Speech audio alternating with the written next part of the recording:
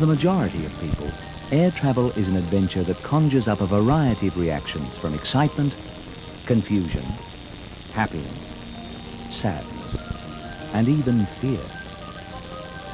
Just imagine for a moment what it is like if you're traveling and you're unable to walk or unable to communicate. Spending a day 15 kilometers above the Earth only to arrive in a strange environment puts a whole new meaning on the word adventure. While we all know the official procedures to follow, it's a quantum leap to the next level of understanding of what are the best ways to ensure that people with disabilities really enjoy the transit part of their holiday or business trip. For people with physical disabilities, people who are intellectually disabled, or visually impaired, or blind, or hearing impaired, our environment put restrictions upon them getting around. So if we gain a little more understanding of how people with disabilities feel, not only will they enjoy their air travel more, but we'll have a lot more satisfied customers. All these customers have so much in common with us. Similar ambitions, wants, likes and dislikes, only they have to put in a lot more time and energy to achieve them. To start with, people with disabilities are not sick, which may seem like a strange thing to say, but it's amazing how many people think they are. They're just normal, everyday people whose bodies have a part or parts that don't function properly. It's important to understand the differences between people of various disabilities because the characteristics vary enormously. There are three major areas of disability: intellectual, physical, and sensory disability. With intellectual disability, we are, for the most part, simply referring to a learning deficit. This means that at a certain point in the person's life, their capacity to learn new things has been stopped or slowed. The result is a limit on comprehension and communication. To see this disability in proper perspective, it's worth remembering that airports are busy and confusing places for anyone, but even more so if you're intellectually disabled. You'll find that people with intellectual disabilities do travel alone, and there are a couple of golden rules for communicating with them, which indeed apply to people of all disabilities. Hi, this is my friend Robbie Hicks. He's going to Brisbane on flight 213.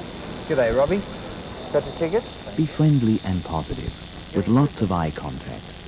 And the conversation should always be directed at the person who is flying, not at any companion who may be with them. It's easy for them to be distracted, confused, or to lose concentration during a conversation. But there is no problem if you gain the confidence of people with intellectual disabilities through warm, friendly, direct speech which offers clear, uncomplicated choices. You smoke, Robbie? Yeah. Talking down to them won't achieve anything. Just offer A or B type, yes or no choices. Would you like a window seat? Yeah, bro. People with intellectual disabilities don't make the same sort of harsh judgments about life and their fellow humans as most people do. There you are. They are more accepting of others, and so we should all take care to respect their gentleness and their self-esteem. The second major area of disability is physical disability, in which people may or may not be able to walk. This is referred to as being ambulant or non-ambulant. The two most easily recognized forms of physical disability are paraplegia and quadriplegia. Good afternoon, gentlemen. May I have your ticket and passport, please? As you'd expect, there's no communication problem with people with these disabilities, since the only dysfunction is physical. Mr. Bailey, you're travelling to Auckland? Do you have any luggage? The initial approach should be friendly and positive, with a lot of eye contact, and conversation should always be directed to the person who is flying, not to any companion who may be with them. Remember, this is a person using a wheelchair, and the wheelchair is merely a means to an end, not an end in itself. Do you have any particular seat requests? Can I have the seat with the lift-up roller? Paraplegics have had damage to the spinal cord below shoulder level. The result is a lack of movement in the lower half of the body. Paraplegics generally are very capable people who will only require assistance, if at all, for a few tasks, such as seat transfers. We'll need you back here an hour before departure, and if you could fill out your... They not only have full use of their arms, but will usually be much stronger in the arms than the average person.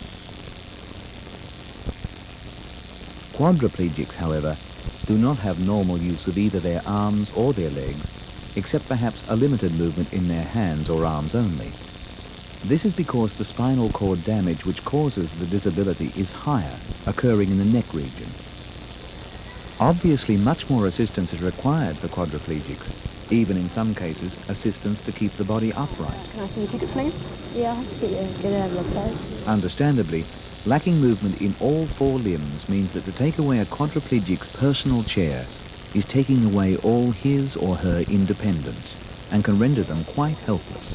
17, just over there. Are you familiar with the wheelchair transfer? Yeah, I've been on the plane before. Whenever possible, leave the person in their own chair till the last moment. It's always best to ask first what they would like to do next, and then think flexibly as to how we can adapt our procedures to this person, rather than adapting the person to the procedures. There's someone there to help you now. Oh, I think I'll go for a drink before I board the plane. Generally speaking, try to leave people with disabilities with their own mobility aids as long as possible. Although sticks and walking frames have to be stowed for safety, it gives them security to know where they are and when they'll get them back. I'll see you at about 8:25. Okay, thank you. Hemiplegia is the paralysis of one side of the body, hemi meaning half. It's often caused by stroke and can manifest itself by slurred speech, a complete lack of vision on the affected side, and confusion or problems with balance. Good evening, sir. Would you like some assistance with your hand luggage, sir? Yes, I do. I'll get somebody right away. Thank you. Now, which side of the aircraft would you prefer to be seated on? Actually, I prefer an out seat with my left hand facing out. Some hemiplegics require wheelchairs, and there is quite a variation of conditions within the paralysis. The escalators are over here, and the lifts are down there on the corridor. Do you need any assistance there? I prefer to go up by the lift. Fine. So just down the corridor there on the left-hand side. Thank you. Yes. Cerebral palsy causes people to lose at least some degree of muscle control. There is often slurred speech as a result, and uncoordinated jerky or floppy movements in many parts of the body. Thank you, sir. Good evening, Mr. Harvey. You're going to Melbourne, I see. Coming back on the 19th, I noticed. Lovely down there at this time of the year. Holiday. They usually have no intellectual impairment, but what distracts us from this is that they are not in mechanical control of their limbs and speech, which for them makes communicating very frustrating. That's flight 39, leaving from gate 2 at 10:45. Speak clearly and smile. There's nothing to be afraid about. People with cerebral palsy will understand everything you say to them. Hope you enjoy your trip. Finally, we come to sensory disabilities, the main ones of which are hearing impairment, or deafness, and visual impairment, blindness. Perhaps the most commonly encountered sensory disability is deafness. It's very common nowadays. 1 in 10 people has hearing impairment. Good morning. Where are you travelling to? Grafton? Marquette.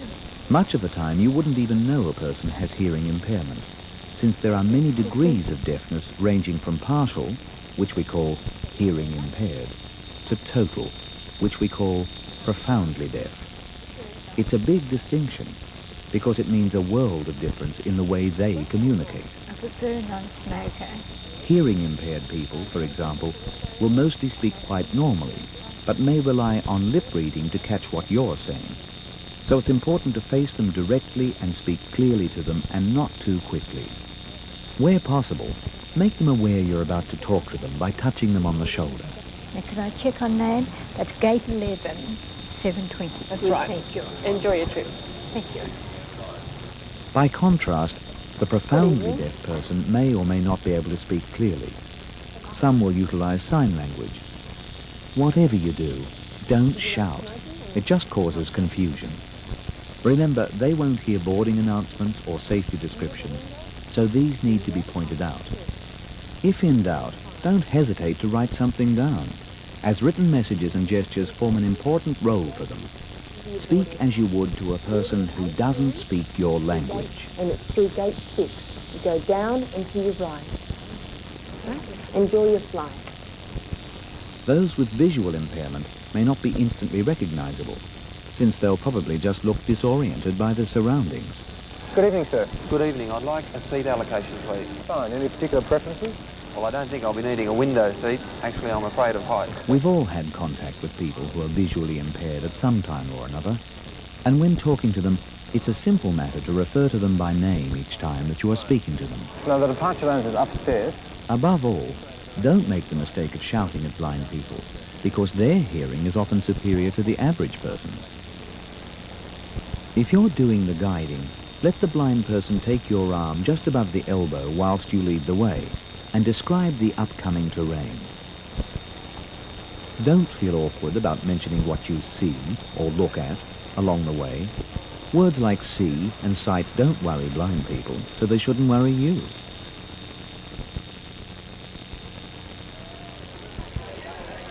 One thing all disabled passengers have in common is the will and desire to communicate with us. So once we understand how to communicate with them, everything else flows like a dream.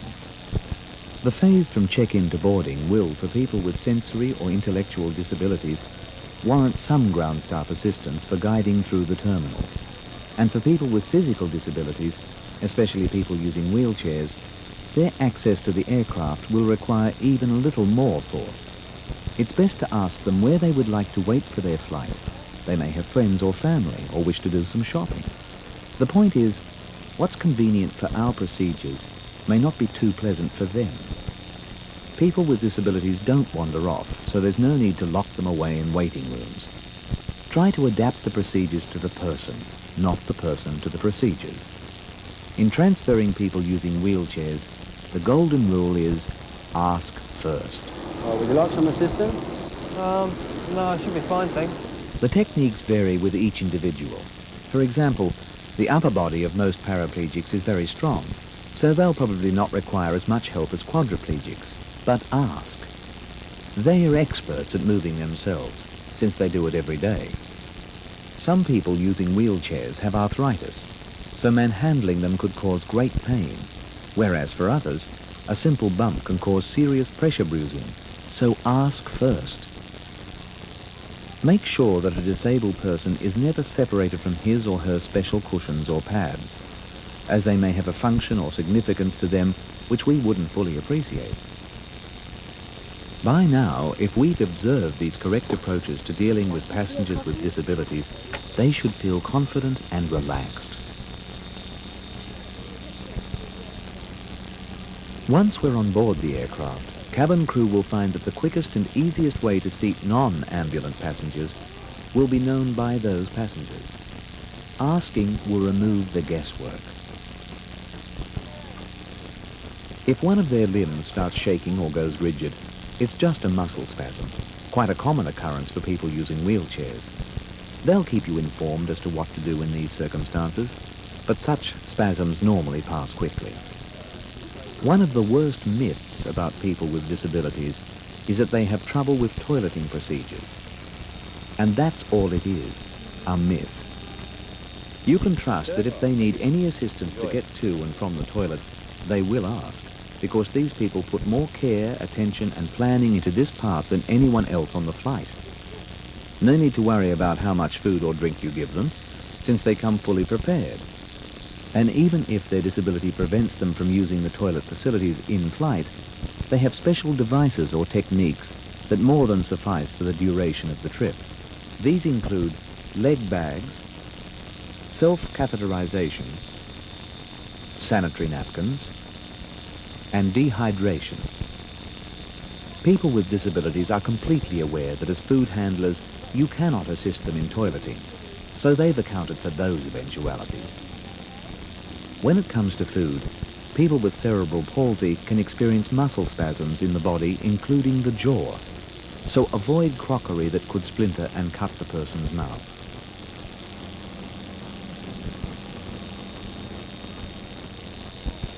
Remember, the damage of scalding may not be felt by a person without sensation in that area of the body, so greater care should be taken when serving hot drinks and food. In line with the majority of airlines' procedures, the impending arrival of people with disabilities will have been notified by telex to the receiving ground staff. Your increased understanding of their needs ensures that their travel experience is enjoyable, safe, and trouble-free. People with disabilities are not sick. They just have parts that don't work properly. They are not inflexible. Their lifestyle demands adaptability. They'll do anything they can to help you give them a trouble-free journey. When dealing with them, ask first, then listen. Talk to the passenger with the disability, not to a third person. People with disabilities understand us better than we understand them. Let's redress the balance. If we, through our understanding, allow people with disabilities to spread their wings, then the pleasure gained will be ours as well.